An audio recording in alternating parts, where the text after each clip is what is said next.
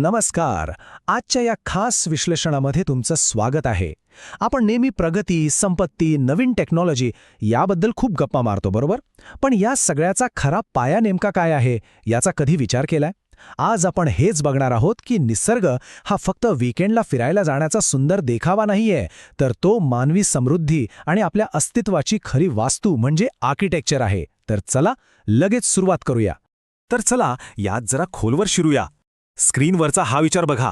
अनेकांना वाटतं की पैसा सर्वस्व आहे, पण तो पैसा देखील पूर्णपणे निसर्गावरच अवलंबून आहे.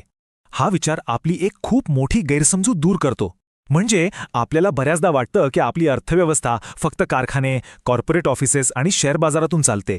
पण या विश्लेषणातून आपल्याला हे समजेल की जगातला प्रत्येक व्यवसाय आणि पैशाचा प्रत्येक स्रोत अंतिमतः निसर्गावरच विसंबून आहे. आज आपण नेमक्या कोणत्या गोष्टींवर फोकस करणार आहोत ते थोडक्यात पाहूया. आपण खऱ्या संपत्तीचा पाया, आर्थिक विकासाचं इंजिन, आपलं आरोग्य, निसर्गाची हवामान नियंत्रण यंत्रणा, निसर्गाचा प्रकोप आणि शेवटी आपली खरी संपत्ती काय आहे हे टप्प्याटप्प्याने समजून घेणार आहोत. तर सुरुवात करूया आपल्या पहिल्या मुद्द्यापासून, खऱ्या संपत्तीचा पाया. तर इथला सर्वात महत्त्वाचा मुद्दा असा आहे की भारतातील जवळपास 50% लोकसंख्या, होय निम्मी लोकसंख्या, उपजीविकेसाठी थेट शेतीवर अवलंबून आहे.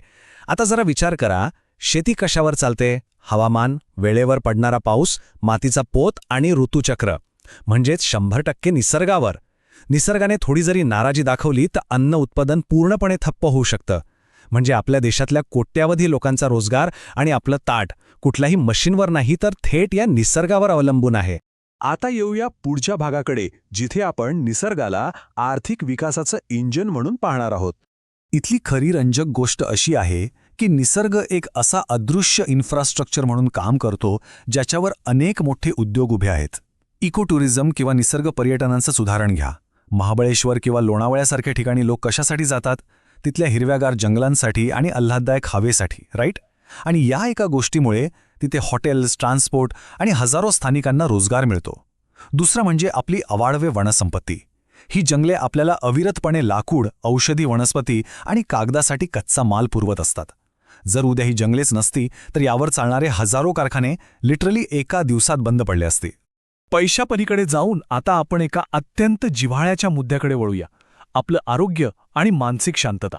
हा आकडा बघून खरंच अस्वस्थ वाटतं. 70 लाख. दरवर्षी जगभरात प्रदूषणामुळे तब्बल 70 लाख लोकांचा मृत्यू होतो. हे एखाद्या जागतिक महामारीपेक्षा कमी नाहीये. निसर्ग आपल्याला जी शुद्ध हवा अगदी मोफत देतो ना, तिची किंमत आपण ती प्रदूषित केल्यावरच आपल्याला समजते. या आकडेवारीवरून हे अगदी स्पष्ट होतं की जेव्हा आपण निसर्गाचा समतोल बिघडवतो तेव्हा त्याची मोठी किंमत आपल्याला स्वतःच्याच प्राणांची आहुती देऊन चुकवावी लागते. पण ह्या अंधाऱ्या चित्राच्या अगदी उलट निसर्गाकडे आपल्याला बरं करण्याची एक प्रचंड मोठी ताकद आहे. तुम्हाला माहितीये का, निसर्गाच्या सान्निध्यात थोडा वेळ जरी घालवला तरी आपली अँझायटी आणि डिप्रेशन लक्षणीयरित्या कमी होतं. आपलं मानसिक आरोग्य सुधारतं आणि आपली आयुर्वेदासारखी प्राचीन वैद्यकीय पद्धत ती तर 100% निसर्गावर आणि वनस्पतींवरच आधारलेली आहे. थोडक्यात सांगायचं तर निसर्ग फक्त आजार दूर ठेवत नाही, तर तो शरीर आणि मनाला मुळापासून रिपेअर करण्याचं काम करतो. आता आपण थोडं मॅक्रो लेव्हलवर म्हणजे मोठ्या चित्राकडे बघूया, निसर्गाची हवामान नियंत्रण यंत्रणा. आणि हे अगदी उत्तमरित्या स्पष्ट करतं की आपल्या पृथ्वीचं संतुलन कसं राखलं जातं. या दोन्हीमधला फरक बघा. एका बाजूला आहेत आपली जंगले, जी पावसाचं चक्र आणि प्रमाण नियंत्रित करतात.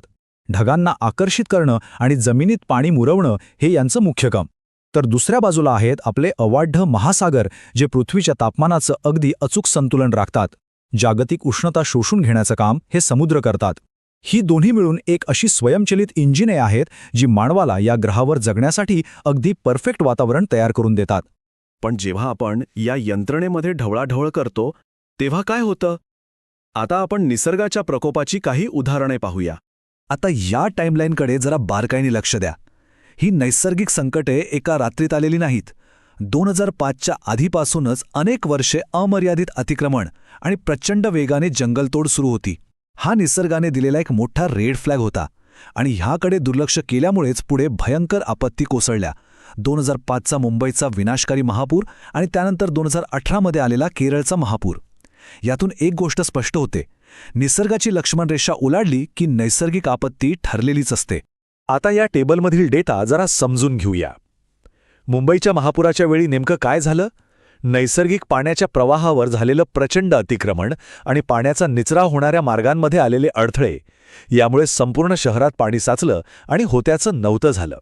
आणि केरळच्या बाबतीत तिथे मोठ्या प्रमाणावर झालेल्या जंगलतोडीमुळे पर्वतांवरील मातीची पाणी धरून ठेवण्याची क्षमताच नष्ट झाली.